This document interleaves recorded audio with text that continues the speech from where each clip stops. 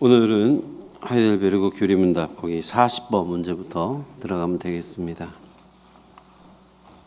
그리스도께서 자신을 죽음에까지 낮추신 것이 필요한 이유는 무엇입니까? 이렇게 묻고 있습니다. 예수는 왜 그렇게 죽으면서까지 자기를 낮췄어야지만 되느냐? 이 질문에 대해서 여러분들이 가진 교재 답에는 이렇게 나와 있죠. 한번 다 같이 읽어봅시다. 시작. 하나님의 공의와 진리가 요구하였기 때문입니다. 하나님의 아들의 죽음만이 우리의 죄에 대한 하나님의 공의를 만족시킬 수 있기 때문입니다. 공의와 진리 이런 말 나오면 좀 어렵죠? 사실 저도 왜 이걸 이렇게 했는지 저도 어렵습니다. 근데 그냥 쉽게 이해하시면 됩니다. 하나님의 공의, 하나님의 의로우심을 따라서 죄인은 반드시 망하리로다. 죄인은 반드시 죽을 것이다. 그러므로 우리의 죄를 대신 짊어지신 예수께서 죽는 것은 당연하다. 이것을 표현하는 게 공의에 따라 죽었다. 이렇게 이해하시면 됩니다. 그러면 율법을 아는 자들은 우리가 죄인이구나 이렇게 깨닫는데요. 이방인들, 그러니까 율법을 알지 못하고 하나님을 알지 못하는 자들은 그들은 죄를 깨닫지 못하잖아요. 율법이 죄를 깨닫게 되는 시금석인데 그들이 하나님을 알지 못하기 때문에 전혀 죄책감을 느끼지 못하는 겁니다. 그러나 성경에 보게 되면 우리가 가진 교재에 보게 되면 로마서 1장 32절이라고 가로치고 써 있는데 사실은 그 본문은 잘 알기 힘들고 차라리 로마서 1장 19절에서 20절의 말씀을 보는 게 이해하기가 더 빠를 겁니다. 하나님을 알만한 것이 그들 속에 보인다. 그게 19절의 말씀이고 20절에는 그러므로 그들이 핑계하지 못할 것이다. 즉 하나님의 그 말씀, 율법을 저들이 알지 못했지만 하나님의 그 공의의 심판 앞에서 저들은 핑계할 수 없고 저들 가운데 이미 하나님께서 주셨다라고 말하고 있는 것입니다. 그러므로 어찌됐건 죄를 지은 자는 그 죄를 죄값을 치러야 되는데 그 죄값이 죽음이었고 예수께서는 그 죽음을 죽을 수밖에 없던 것이라고 말합니다. 이게 공의적 측면에서의 죽음이고, 그러면 진리라고 하는 건 뭐냐면요, 말씀이에요. 우리가 보통 이렇게 표현하면 되죠. 하나님의 말씀에 이미 기록되어 있었습니다. 구약에서 예수 그리스도의 죽음은 이미 기록되어 있었다. 이것을 고백하는 분들은 그것이 진리가 요구하였다. 진리는 하나님의 말씀을 가리키고요. 진리는 하나님의 뜻을 말합니다. 그것이 기록되어 있는 것이 성경이고요. 성경에서는 예수 그리스도의 죽음에 대하여서 그는 아무런 죄가 있지 아니하나 모든 사람들의 죄를 짊어지고 대속의 제물로 희생의 제물로 죽어야지만 된다라는 것이 성경에 기록되어 있다는 말입니다. 그러니까 40번에서 묻고 있는 자기 자신을 죽기까지 낮췄던 이유가 무엇입니까? 라고 말했을 때는 자원에서 낮아진 부분도 있고 또 그 죄의 값을 치러야 되기 때문에 불가피하게 짊어지는 부분도 있다. 이렇게 이해하시면 됩니다. 하나님의 은혜의 언약, 하나님의 은혜의 약속 가운데서는 이미 예수 그리스도로 말미암은 구속 그리고 죄의 용서가 이미 이야기되고 있는 것입니다. 제가 오늘부터는 막 길게가 아니라 이미 아는 것들은 짧게 확인만 하고 넘어가는 걸로 합니다. 그러니까 왜 그렇게 낮아지셨습니까? 두 가지만 기억하시면 돼요. 하나는 공의, 또 하나는 정의. 한번 따라해 보시죠. 이건 기억해도 돼요. 정의, 공의. 정의가 뭐라고요? 진리가 뭐라고요? 진리는 말씀. 그다음에 공의는 죄 지은 자는 죽어야 된다. 하나님의 뜻, 하나님의 의에 비추어 봤을 때 죄 지은 자는 죽어야 된다. 거기에 따라 죽은 게 공의에 따라 죽었다는 표현이고, 진리에 따라 죽었다는 것은 하나님의 말씀에 따라, 그 말씀이 이미 그것을 말씀하셨기 때문에 그대로 이루어졌던 것이다. 이렇게 되면 됩니다. 41번으로 넘어가게 되면은 왜 그리스도는 장사되었습니까? 저는 이 질문을 보면서 좀 황당했어요. 아니, 죽은 사람 장례했는데 왜 장사를 치렀냐? 이렇게 이해가 됩니다. 답은 이렇습니다. 그의 장사됨은 그의 죽음이 사실이라는 것을 증명합니다. 그리스도께서 장사되었습니다 라고 말할 때 우리 믿는 사람들은 다 이렇게 얘기해요. 아니, 예수님이 돌아가셨으니까, 십자가에 못 박혀서 돌아가셨으니까 장사를 지내는 게 당연하지요 라고 말을 합니다. 그런데 이것을 조금만 들춰보게 되면 사실 예수 그리스도께서 완전한 인간이었다라는 걸 고백하기 전에는 예수가 죽음으로 장사를 지냈다는 게 받아들여지지 않습니다. 죽은 것처럼 신용했다라고 하는 사람들도 예수 그리스도의 부활을 이야기할 때 죽지 않았는데 그냥 갔다가 살아났다고 하는 것이다 라고 말하는 사람들에게 있어서도 예수가 장사 지낸 바 되었다는 사실은 빼도 박도 못하는, 반박할 수 없는 사건이 되어버리는 거예요. 그러니까 예수의 장사 지냄을 이야기할 때는 반드시 뭐다? 예수는 인간이었고 예수는 죽었다. 완전히 죽었다라는 것을 증명하는 게 바로 장사되었다, 이 표현이에요. 그러니까 우리가 사도신경을 고백하면서 이따가 제가 다시 한번 보겠지만 십자가에 못 박혀 죽으시고 장사한 지, 즉 여기서 이 말은 결국 완전히 죽었다. 아무도 부인하지 못한다. 그것이 단지 어떠한 사람들, 예수의 추종자에 의해서 고백이 되었다면 의아해할 수도 있겠지만, 이 사건은 아리마대 요셉이 빌라도에게 가서 예수의 시체를 달라고 했을 때 빌라도는 예수의 죽음을 누구한테 교제에 있어요? 백부장에게 확인하라고 명령을 합니다. 그러니까 주변에 있던 자들이 예수가 죽었을 때 나타나는 징조를 보았고 그 가운데 두려워 떨므로 백부장이 저는 진짜 하나님의 아들이었구나 이렇게 고백을 하고 그의 죽은 시체를 갖다 찾아오려고 했을 때 빌라도도 백부장도 그의 죽음을 확인했던 겁니다. 그리고 십자가에 달려 있는데 유월절이 되기 전에 죽여야 되니까 다리를 부러뜨려서라도 그 무게 하중을 늘려서 빨리 죽게 하기 위해서 했어야 되는데 예수는 안 쳤죠. 왜? 그걸 쳐야 되는 사람들이 불쌍해 보여서? 예수를 쳤다가는 이 잠자리가 좀 뒤숭숭할 것 같아서? 아니에요. 죽었으니까 안 쳐도 되더라 이겁니다. 창으로 허리를 찔러서 피가 쏟아져 나오는데 죽은 거죠. 이 완벽하게 죽었다라고 고백할 때 예수가 부활했다라는 표현을 할 때 그렇구나 이렇게 되는 겁니다. 죽은 것처럼 했더라 이렇게 하면 안 돼요. 여기서 우리가 성경 공부 다른 얘기 같지만 이 표현을 할게요.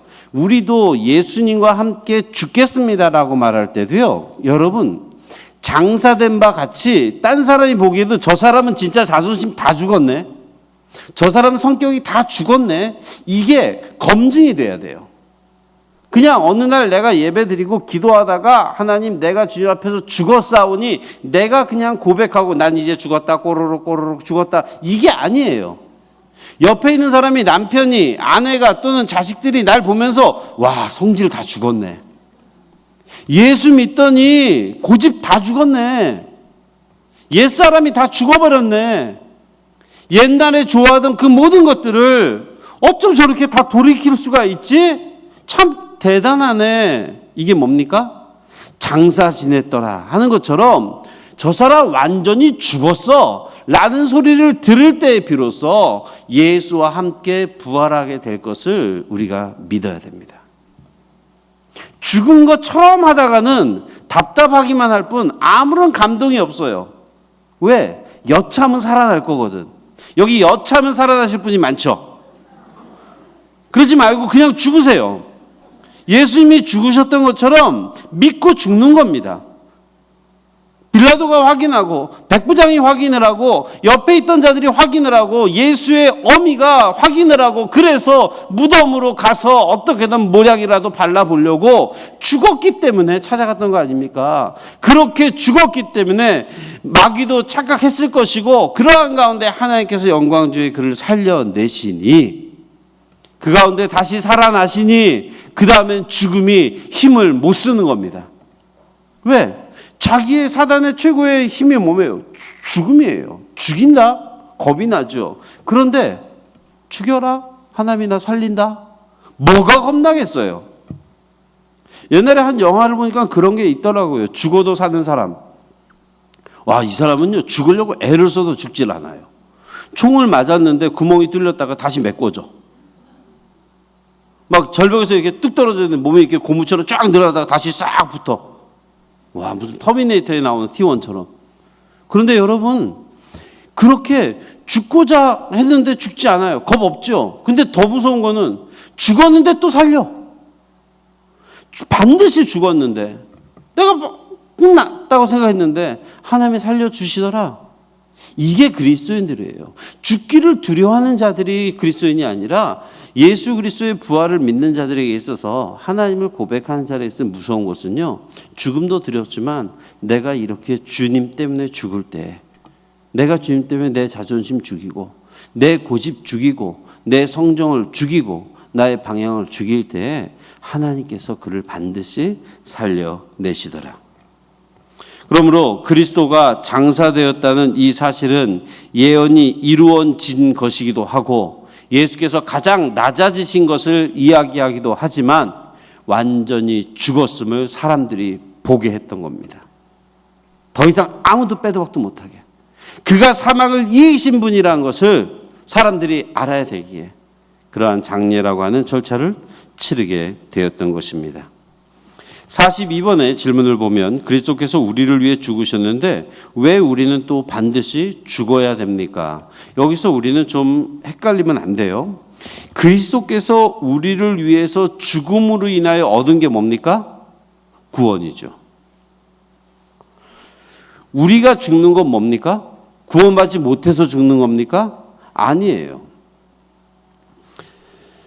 답을 먼저 보면 우리의 죽음은 우리의 죄를 만족시킬 수 있는 것이 아닙니다. 죽음은 우리로 더 이상 범죄하지 않게 하며 영원한 생명으로 인도하는 관문입니다. 참 멋있게 썼지요. 죽음이라고 하는 것이 언제 찾아오게 됩니까? 결국 인간의 죄로 말미암아 인간들에게 주어진 것이죠. 원래 하나님께서 인간을 만드실 때 죽을 수밖에 없는 자로 만들었는지 그거는 알 수가 없습니다. 다만 인간이 그 연수가 정해짐으로 인하여 이제 모두가 죽게 되는데 그것은 하나님 앞에 범죄한 인간의 어쩔 수 없는 끝이죠. 근데 그것은 모두가 다 회피할 수 있는 게 아니에요. 성경에 엘리야나 에녹 같은 사람이 등장을 하긴 합니다. 그런데 그것은 참 예외적인 경우고 모든 자들은 죽게 됩니다. 그런데 그 죽음이라는 것과 예수를 믿음으로 말미암아 죽지 않는다라는 것을 구별을 해야 돼요. 그게 뭐냐면요. 예수를 믿음으로 말미암아 우리가 구원받았다, 죽지 않는다라고 하는 말은 지금 말하는 것이 아니라 하나님께서 우리를 갖다가 심판하신 후 여러분들이 예수를 믿음으로 말미암아 영원히 살게 되는 것을 이야기하는 겁니다. 내가 오늘 예수를 믿었다고 해서 나는 죽지 않아 라고 말한다면 그것은 성경의 이야기 아닙니다. 지금도 가까운 데 있는 어떤 이단 같은 경우에는 교주가 자기는 죽지 않는다 그러죠. 두 눈 시퍼렇게 뜨고 봐야 됩니다. 그렇게 말하다가도 하는 사람 벌써 갔어. 근데 이게요, 오해하지 말아야 될 게 구원을 받는다. 즉 내가 예수를 믿는다. 예수께서 십자가에 못 박혀 죽었다는 사실을 내가 믿었다. 그러면 내가 지금 이 순간부터 모든 것이 바뀌어 버립니까? 이것이 급진적 성화라는 표현인데요. 예수를 믿는 순간 특별한 은혜로 인하여 내가 갖고 있던 모든 나쁜 습관들과 나의 죄된 모든 것들이 깨끗이 씻어지고 새 삶을 대부분의 경우 보게 됩니다. 그런데요, 그럼에도 불구하고 예수를 믿음에도 불구하고 믿는다고 고백하는데도 불구하고 여전히 그 문제는 우리 가운데서 끊임없이 살아납니다. 끊임없이 도전이 됩니다. 여러분, 예수를 믿음으로 말미암아 구원받는다, 의로워진다라고 하는 것은 오늘 내가 예수를 믿습니다라고 고백하는 순간 나는 의로워지는 거예요. 노아처럼 내가 당대 의인이 됩니까? 아니에요. 그렇게 고백했는데 여전히 죄인일 수 있습니다. 문제는 뭐냐면 그렇게 고백하는 자, 구원 예수 그리스도로 말미암아 구원을 고백하는 자에게 특권은요, 이후로 하나님께서 심판하실 때의 그를 보고 그의 믿음을 보신 후 내가 너를 의롭다 하마, 여기에 있는 거예요. 구별을 자꾸 해드리는 이유는 그겁니다. 내가 예수를 믿었는데 난 왜 이렇게 여전히 죄 가운데 있지? 예수를 믿었는데 난 왜 이 습관으로부터 벗어날 수 없지? 어쩌면 그게 당연한 겁니다. 어떤 이들은 그 믿음이 온전한 것이 아니기 때문에 그렇습니다. 그 말도 일리가 있습니다. 저도 인정합니다. 하지만 더 중요한 것은 우리가 이 몸을 입고 있는 이상, 우리가 이 땅에 살고 있는 이상 예수를 믿었다고 해서 성자가 되는 게 아니다라는 것입니다.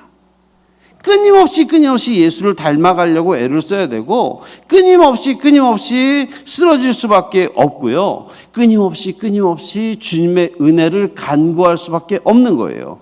그러한 자들에게 있어서 죽음은요, 죄에 대한 형벌이 아니라 감사할 내용인 거예요. 이제는 그 싸움을 안 싸워도 되는구나.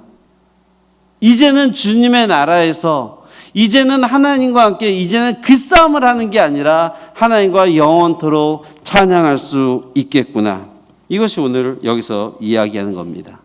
믿는 자에게 있어서의 죽음이라고 하는 것은 형벌로서 끝장난다, 두렵다, 이게 아니라 우리의 믿음 가운데 주를 십자가에 달려 죽으신 예수를 고백함으로 내 마음 가운데 평안이 있고 그를 믿음으로 그 구원을 믿음으로 하나님 앞에서 내가 의롭다 칭할 것에 대하여 믿는 자들에게 있어서는 죽음은 평안으로 가는 시작인 거죠.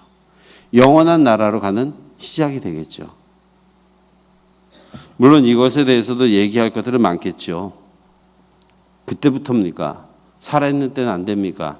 됩니다. 그러나 예수 그리스도의 죽음과 맞물려서 여기 지금 42번에 말하고 있는 내용이 그것이라는 것입니다. 여러분들이 가지고 있는 교재 138쪽에 보게 되면 2번에 그러나 성도에게 죽음과 고난은 죄에 대한 심판이 아니다. 죽음과 고난은 성도의 죄에 대해 징계하기 위한 것이다. 제가 보기엔 번역이 잘못됐는지 문장이 이상하죠? 심판이 아니다 뒤에 나오는 죽음과부터 시작해서 징계하기 위한 것이다는 제가 보기에는 여기 문맥이랑은 맞지 않는 것 같습니다.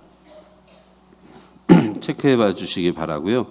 여러분, 어찌됐건 간에 예수를 믿는 자들에게 있어서의 죽음은 좀 새로운 시각에서 봐야 됩니다. 인생의 끝이 아니라 영원으로의 시작으로 봐야 되고요. 적어도 이 땅 가운데서 예수를 믿음으로 말미암아 거룩하게 살기 위하여 성화가 믿는 순간 온전히 이루어지는 게 아니라 끊임없이 주님을 닮아가려고 애쓰고 넘어지고 아프고 한데 그 모든 수고와 애씀을 이제는 됐다, 쉬어라, 나와 함께 영원한 나라에 있자구나, 이 말씀을 하시는 그 소리를 듣는 때가 바로 이 죽음의 때라는 것입니다. 43번의 문제를 읽으면 이렇습니다. 십자가의 희생과 죽음으로부터 우리가 얻게 되는 또 다른 유익은 무엇입니까? 이건 같이 한번 읽어보면 될 것 같습니다. 답을 읽어봅시다. 우리의 옛사람이 그와 함께 십자가에 못 박히고 죽고 묻힘으로써 육신의 부패된 성향이 더 이상 우리를 지배하지 못하며 우리 자신을 감사의 제물로 그에게 드릴 수 있습니다.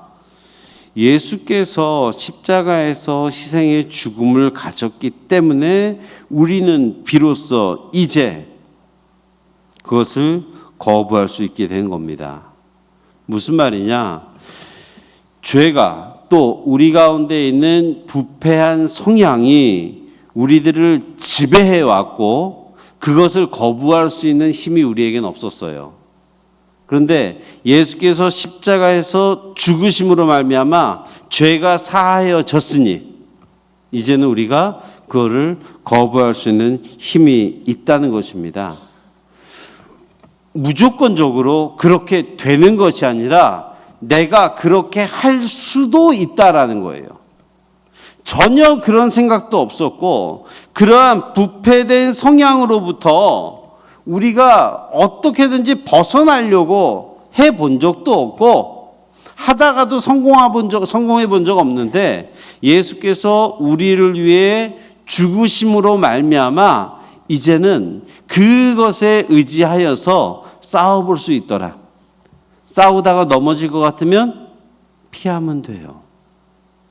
십자가로 피하면 됩니다.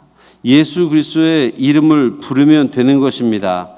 여기에서 반드시 기억해야 될 것은 십자가의 사건이 있었다. 그래서 그 순간부터 내가 그 십자가의 사건을 믿습니다. 내가 그것을 고백합니다 하는 순간부터 나에 대한 통치권이 하나님에게로 이관되는 게 아니에요. 이건 뭐냐면요. 내가 그 통치권을 인정하는 거예요. 인정해야지만 되는 거예요. 내가 십자가를 고백하는 순간 그래 넌 이제부터 내 자식이니까 너는 내 말만 들어야 돼 라고 말한 게 아니라 너는 십자가를 믿으니까 이제 나의 자식이니까 사단의 소리가 사단의 유혹과 사단의 육신의 그 부패한 성정이 너를 더 이상 좌지우지하지 못하게 할 거야. 이건 하나님의 의지잖아요. 근데 그렇게 말한다 그래서 하나님이 나를 갖다 이렇게 쉴드를 쳐주는 게 아니라고요. 문제는 뭐냐면 그것을 믿는 자에게 이렇게 할 수 있도록 줬어요. 그 다음부터 그건 쓰는 건 우리의 역할이에요. 예전엔 그게 안 됐는데 우리가 고백함으로 인하여서 우리가 얻은 유익 중에 하나가 또 하나가 뭐냐? 우리의 통치를 이제는 더 이상 우리의 육신의 부패한 성정에 따라 살기에 냅두지 아니하고 우리를 다스릴 분이 누구다? 하나님이다라고 고백할 수 있도록 해주신다. 십자가로 말미암아 내가 죽을 수 있으니까. 죽어버리니까. 그래서 그것을 믿는 자들은 아 그렇구나 라고 하면서 이제부터는 하나님께서 내가 싫어도 강권적으로 끌고 가시겠지? 아니요. 우리는 매일매일 확인해야 됩니다. 아침에 눈 뜰 때마다 또는 잠자기 전에 내가 오늘 도대체 누구의 명령을 따라 살았는가 한 번쯤 물어봐 보십시오. 내가 누구의 지배를 받고 살았는가 한 번쯤 생각해 봐야죠. 하나님의 지배를 받고 살았는지 하나님의 통치를 받고 살았는지 아니면 눈에 보이는 것과 내 속 안에 있는 나의 욕망과 나의 부패한 성정의 명령을 따라 살았는지. 다시 말하자면 이것은 구원이 메인이라면 이건 부록이에요. 부록. 덤으로 준 거예요. 그 통치권을 인정하면서 살아가는 것이 복인데 그것을 비로소 할 수 있게 부록으로 줬어요. 이것은 누리시던지 말던지 누리면 좋아요. 내 마음대로 사는 것보다 하나님께 물어보면서 사는 게 좋고요.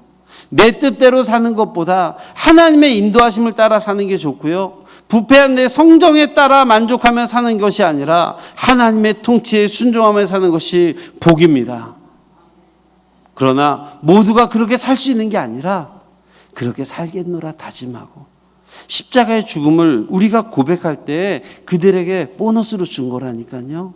그들이 또 누릴 수 있는 것이라고 지금 말할 수 있는 거예요. 이것을 누리는 또 저와 여러분들이 되시기를 주님의 이름으로 부탁을 드립니다. 오늘은 44번까지만 할 텐데요. 44번에 보면 왜 음부에 내려갔었다가라는 구절이 덧붙어져 있습니까? 그런데 저희가 사도신경을 보니까 이번 번역이나 또는 새 번역이나 이 말이 안 나와요. 맞죠? 여긴 안 나와요. 그래서 찾아보니까 천주교에서 고백하는 그 사도신경 거기에 보면 십자가에 못 박혀 돌아가시고 묻히셨으며 그 다음에 나오는 구절이 저승에 가시어 사흔날에 죽은 이들 가운데서 부활하시고 이렇게 표현되어 있고요. 성공회에서 사용하는 사도신경에는 십자가에 못 박혀 죽으시고 묻히셨으며 그 다음에 죽음의 세계에 내려가시어 사흘 만에 죽은 자들 가운데서 부활하시고 이렇게 표현되어 있어요. 그러니까 지금 영문으로 나오는 사도신경에도 보게 되면 언급이 되어 있는 부분입니다. 그런데 이게 별로 도움이 안 되고, 그리고 제가 잠시 지금 말씀드릴 텐데 그것이 우리가 받아들이는 데 있어서나 또는 그것이 문제가 되기 때문에 한글에서는 빠지기 시작했던 겁니다. 이쯤에서 여러분들 사도신경에 대해서 시간이 많지 않지만 예전에 한번 나눴던 걸 한번 기억해 봅시다. 사도신경은 사도들이 쓴 게 아니라 그랬죠? 그건 종교회의 때 이루어진 겁니다. 그러니까는 325년에 니케아 종교회의, 381년에 콘스탄티노플 회의, 431년에 에베소, 451년에 칼케톤 회의를 거치면서 나름대로 그 틀을 가져왔던 것입니다. 이 회의에 하면서 하나하나 바꿔나가기 시작합니다. 첫 번째 예를 들면 첫 번째 이 회의를 가졌을 때 큰 틀을 쌓아놓고 나서 그 다음에 문제가 됐던 게 뭐냐면은 이집트, 그러니까 아프리카 이집트의 알렉산드리아 거기에 있던 이 두 사람이 논쟁을 하게 돼요. 아리우스와 아타나시우스 논쟁인데 이게 뭐냐면은 그냥 쭉 얘기하겠습니다. 예수에 대해서 예수가 참 신이냐 인간이냐 이 문제 앞에서 유사본질 동일본질 이 문제를 갖고 싸워요. 그래서 그걸 조정을 하고 2회 회의 때 아리우스를 이단으로 정죄하면서 그 문장을 갖다 여기다 집어넣게 됩니다. 즉 한 번 회의를 한다 그래서 사도신경이 툭 나온 게 아니라 이것은 다양한 시대를 거쳐가면서 필요에 따라서 그것들이 논쟁을 거쳐서 정제되기도 하고 수정되기도 하고 이렇게 하면서 거쳐왔던 것입니다. 그런데 문제는 뭐냐면은 이때 당시에 종교의 세력을 갖고 있는 것이 천주교였기 때문에 여기서 말하고 있는 사도신경에 있어서의 기본적인 흐름의 교회라고 말할 때는 천주교회를 이야기하는 겁니다. 전에 담임 목사님이 한번 기도했던가 한번 언급하셨었는데 여러분들 사도신경에서 받아들이기 힘든 것들이 여러 가지가 있어요. 사실은 논쟁을 걸면 논쟁을 할 만한 것. 오늘 지금 여기 44번 문제에서 얘기하는 음부 문제, 즉 지옥에 내려가셨다가 이것은 논쟁이 될 수밖에 없습니다. 그 다음에 이후에 나오는 거룩한 공회라고 말하는 여기서 말하는 거룩한 공회, 거룩한 공교회를 얘기할 때 이게 보편교회냐 뭐냐 얘기하는데 이거는 아무리 이야기할지라도 캐톨릭 교회를 말하는 것일 수 있고 그 다음에 성도가 서로 교통하는 것과 이것도 사실 천주교의 본래적 표현으로 따지면 성인의 통공을 믿으며 이게 뭐냐면요 죽은 자와 산 자의 교통하는 것을 이야기를 해요. 즉 사도신경의 맥락 가운데 나중에 언급을 할지 모르겠지만은 이 음부에 대한 지옥에 대한 이야기를 베드로서의 말씀을 근거로 해서 하게 되는데 결국은 이것도 끊임없이 논쟁을 통해서 교리적으로 정립해 가는 겁니다. 이 말씀을 제가 이렇게 흥분해서 드리는 이유는 우리 교회가 사도신경을 안 한다고 이단 아니야 이런 분이 있어요. 실제 그렇지 않다라는 것입니다. 오히려 그 고백 안에 그러한 논쟁적 요소가 있을 때 안 하는 것도 저는 이단의 문제는 아니다 라고 생각을 하는 겁니다. 나머지 것들은 나중에 저희가 그 부분을 다룰 때 좀 더 말씀을 드릴게요.